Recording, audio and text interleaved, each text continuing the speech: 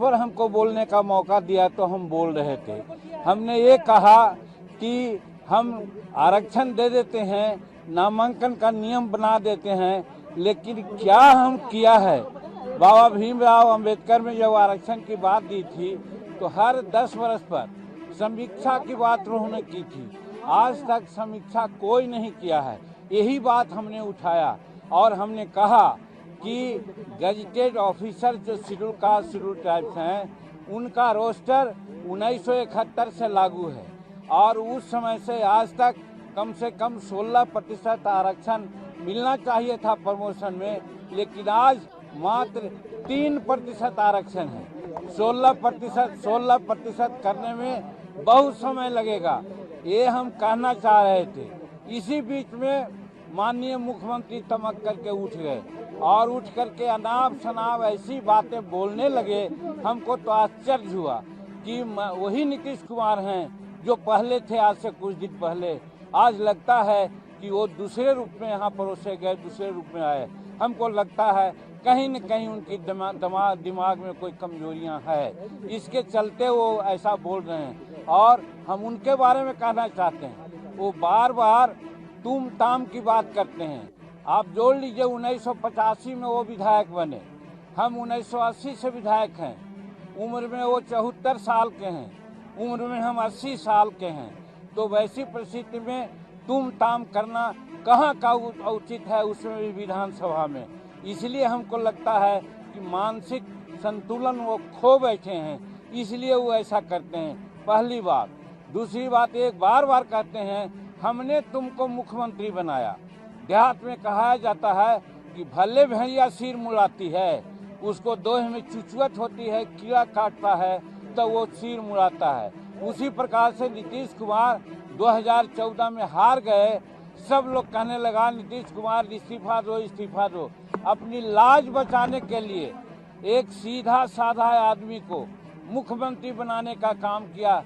जीतन मांझी को उन्होंने under estimate किया था, समझ लिया था कि ये तो भुइयां मुसहर का परिवार है, हम जो कहेंगे वो करेगा। आप लोग भी इसका गवाह हैं कि 2 महीना तक मुख्यमंत्री के रूप में उनकी बातें हमने कही।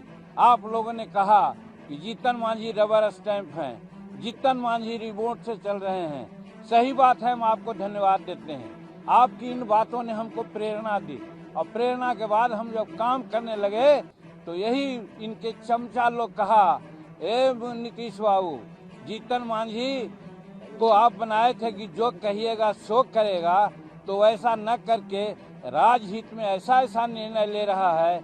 अगर 4-5 महीना रह गया आगे तो फिर आपको कुत्ता भी नहीं पूछेगा। निश्चित रूप में जीतन मांझी आगे का मुख्यमंत्री होगा। तब इसको हटाने के लिए इन्होंने क्या क्या नहीं किया। हमने इनको कहा कि आप फालतू इतना काम कर रहे हैं, इतना काम करने की जरूरत नहीं है। 2005 में आपने हमको मंत्री बनाया था और लोगों ने कहा कि एक दागी मंत्री आ गया है, तो 4 घंटा के अंदर हमने इस्तीफा दे दिया था। अगर आप चाहते कि मुख्यमंत्री पुनः हम बनना चाहते तो हम इस्तीफा दे देते, इसमें कहीं कोई दो बात नहीं। लेकिन ये बहुत लोगों के कहने पर क्या क्या उसमें कारगुजारी की आप लोग सब लोग जानते हैं। तो कहने का मेरा मतलब है कि नीतीश कुमार हमको बहुत हम योग्य थे इस समझ करके नहीं बनाया। उन्होंने बनाया कि जीतन मांझी भुइयां जात और मुसहर जात सीधा होता है, हम जो कहेंगे वो करेगा। लेकिन हम 9 महीना में जो किया आपके सामने है। और आज जब हम विधानसभा में आरक्षण पर बोलने की बात किया, हम अगर न बोलते तो कौन बोलता। आज हम 43 वर्ष से यहाँ का सदस्य हैं, मुख्यमंत्री के पद पर रह करके और मंत्री पद पर रह करके, राज्य मंत्री के पद पर रह करके, उप मंत्री के रह करके हमने जो अनुभव किया, अनुभव शेयर करना चाहते थे और शेड्यूल कास्ट शेड्यूल ट्राइब्स को उचित हक मिले। इसी के लिए हमने कहा कि आज 16% आरक्षण है, लेकिन आप जानते हैं कि कितना आरक्षण लाभ है और कितना लोग लाभान्वित हुआ है। आज हुआ है 7% आरक्षण है। इसको कौन देखेगा। आज 15 साल से ही हैं, इनके बड़े भाई छोटे भाई भी 15 साल से, 30 साल से, आज 75, 73, 74 वर्ष हो गया आज हम लोग मात्र 7 और 8% है, हमारा होना चाहिए 16%।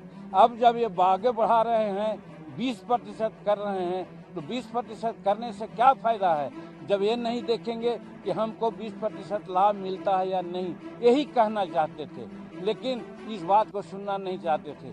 दूसरी बात, सुप्रीम कोर्ट ने कहा था आरक्षण प्रमोशन में कि साहब आप स्टेटस को रखिए, लेकिन स्टेटस को दूसरे राज्यों ने रखा, लेकिन ये स्टेटस को नहीं रखा और सामान्य वर्ग के लोगों को प्रमोशन दिया और शेड्यूल कास्ट के प्रमोशन को केप्ट इन अबेयंस रखा कि सुप्रीम कोर्ट का आदेश आएगा तब करेंगे। यही हम कहना चाहते थे। ऐसा दुआतिया बात मत बोलिए। इनसे टेलीफोन पर बात करके भी हमने कहा था, तो हमसे कहा था इन्होंने कि नहीं, दोनों को प्रमोशन हम साइमल्टेनियसली देंगे, लेकिन जब देने की बात आई तो सामान्य वर्ग का प्रमोशन मिला, अच्छी बात है, उनका हम विरोध नहीं करते हैं, लेकिन साथ साथ शेड्यूल कास्ट का भी आरक्षण होना चाहिए था, जो नहीं हुआ। यही कहना चाहते थे। अब आगे आप लोगों के माध्यम से यही अनुरोध करना चाहते हैं कि इन सारी बातों को पब्लिक डोमेन में रखें। हम भी भारत सरकार के गृह मंत्रालय में या पर्सनल विभाग में या राज्य सरकार के अन्य राज्यपाल महोदय से मिलेंगे और कहेंगे कि ऐसे मुख्यमंत्री जिनका दिमाग लगता है कि अब कहीं दूसरे जगह चला गया है, इनको बर्खास्त कीजिए, यहाँ राष्ट्रपति शासन लगाइए और ताकि यहाँ बिहार की जनता को लाभ मिले और न्याय मिले। यही आगे हम लोग करेंगे। हाँ, एक बात और ये बार बार कहते हैं, 2017 में यही नीतीश कुमार कहे थे, मांझी जी आप लोगों के बारे में सोचा गया है। उस समय एनडीए में थे, तो हमने कहा था कि हाँ हमारे बारे में सोचा गया है, मालूम है, हमको गवर्नर बनाया जा रहा है।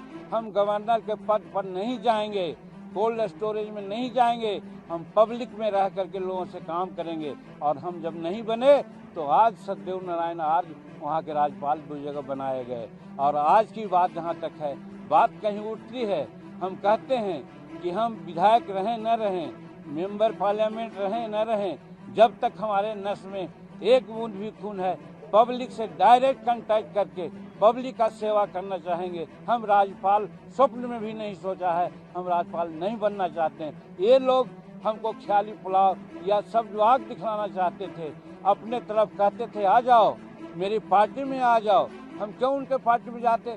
हम हिंदुस्तानी अवाम मोर्चा सेकुलर बनाया है, गरीबों के लिए बनाया है, 34-35 निर्णय अपने मुख्यमंत्री काल में लिया है। इसको इन्होंने मर्सिलेसली कुछ नहीं देखा, सबको कैंसिल कर दिया। अगर वो आज रहता, लागू होता, तो आज बिहार की स्थिति आगे बढ़ती। आज ये फिजूल खर्ची में पड़े हुए हैं।